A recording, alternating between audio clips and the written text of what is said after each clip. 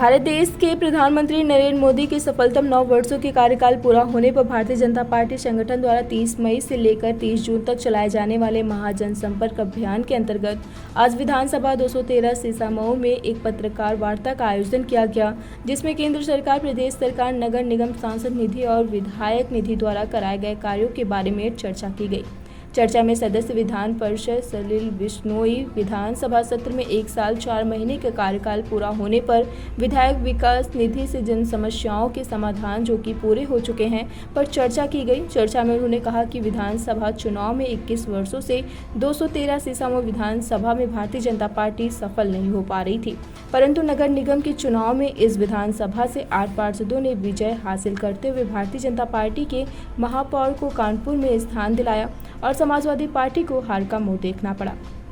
पत्रकार वार्ता में विधान परिषद सदस्य सलील बिश्नोई, सुनील बजाज, क्षेत्रीय पार्षद पवन गुप्ता, दीप नारायण गुप्ता सहित भारी संख्या में पार्टी कार्यकर्ता एवं नेता मौजूद रहे। संवाददाता प्रकाश भारद्वाज की खास रिपोर्ट। आज 213 सीसामऊ विधानसभा क्षेत्र की पत्रकार वार्ता में आप सभी का स्वागत है। मोदी जी की सरकार के 9 वर्ष पूरे होने पर जो पार्टी के द्वारा महासंपर्क अभियान चलाया जा रहा है, उसके अंतर्गत आज हम आप सब लोगों को इस सीसामऊ विधानसभा क्षेत्र में किए गए विकास कार्यों के बारे में जानकारी देंगे। और एक बात हम आपको यहाँ बता देना ज़रूरी समझते हैं कि पिछले 21 वर्षों से इस विधानसभा में हमारी पार्टी लगातार पिछड़ रही थी, लेकिन इस बार कुछ हवा बदलती हुई नज़र आ रही है। नगर निगम चुनाव में 14 वार्डों में से 8 वार्डों में हमारे प्रत्याशी हमारे चुनाव चिन्ह पर चुनाव जीत के आए हैं और पूरे महापौर के चुनाव में हमने समाजवादी पार्टी को पीछे छोड़ दिया है।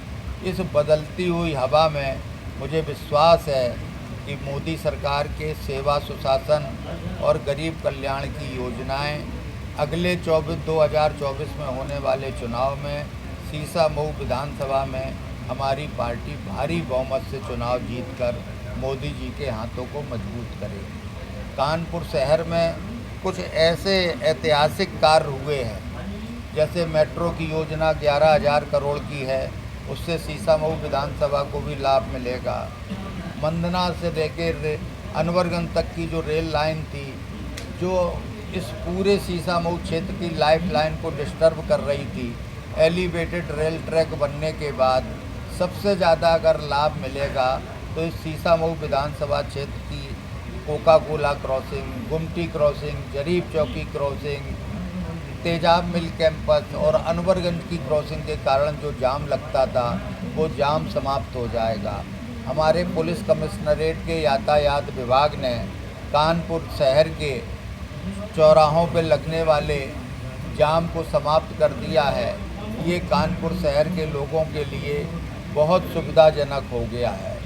इसी प्रकार से हमारे चुन्नीगंज के सुदर्शन नगर में एक बहुत बड़ा ऑडिटोरियम कन्वेंशन सेंटर बनने जा रहा है, जिसकी लागत लगभग 80 करोड़ रुपए है। इसी तरह से ब्रजेन स्वरूप पार्क में TSH नाम का एक स्पोर्ट्स हब बन के तैयार हो गया है, जो कानपुर के लिए गौरव की बात है। कानपुर में बिजली के तारों की हमेशा लटकते हुए तारों से परेशानी रहा करती थी, काम हो गए हैं। बिजली की जो व्यवस्था समाजवादी पार्टी की सरकार में 8-8, 10-10 घंटे की कटौती होती थी, उसको हमने समाप्त कर दिया है।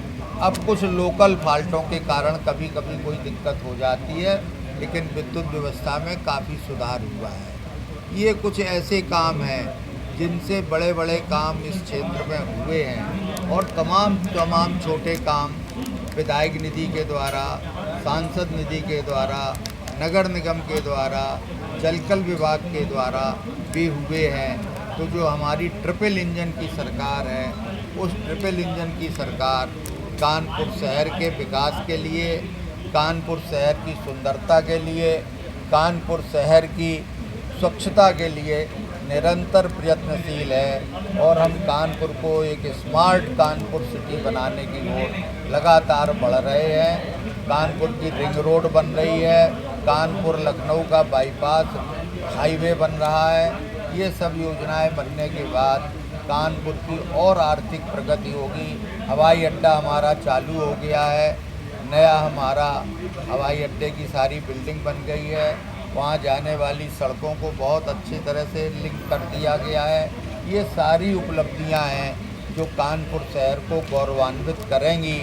इसके लिए हमें आप सब पत्रकार मित्रों का सहयोग चाहिए कि हमारी इन उपलब्धियों को आप जनता तक पहुंचाने में हमारा सहयोग करें। सेंटर की तो कन्वेंशन सेंटर का जो निर्माण है वो बंद पड़ा हुआ है, तो 2024 में कैसे ये पूरा हो पाएगा? बंद नहीं है साहब, काम चल रहा है और निश्चित रूप से 2024 में ये प्रारंभ होगा। और अगर बात करें स्वच्छता और सुंदरता की, तो जो पार्क बने हुए हैं उनका रखरखाव नहीं है, आपके विधानसभा क्षेत्र में भी आता है, तो इनके बारे में क्या कहना चाहेंगे? बकर मंडी में बना हुआ बेटी बचाओ बेटी पढ़ाओ पार्क इसका गवाह है। नहीं, आप जो कह रहे हैं हम निश्चित रूप से, देखिए सरकार तो आपको बना के चीज़ दे सकती है, उसको मेंटेनेंस के काम के लिए तो क्षेत्रीय जनता का सहयोग चाहिए होगा। जैसे शूटरगंज में दुर्गा पूजा पार्क बना हुआ, आप जाके देखिए बहुत अच्छी तरह मेंटेन है। अगर इस तरह से क्षेत्रीय नागरिक भी हमारे सहयोग करेंगे तो निश्चित रूप से होगा। जैसे हलीम कॉलेज के चौराहे पे चौराहा बना हुआ है, दलेलपुरवा चौराहे का सुंदरीकरण हुआ है, ये सब चौराहे अच्छे दिखाई दे रहे हैं। लेकिन अगर बेटी बचाओ बेटी पढ़ाओ वाला पार्क नहीं हो रहा है तो निश्चित रूप से उसको सुधार कराने का प्रयास किया जाएगा।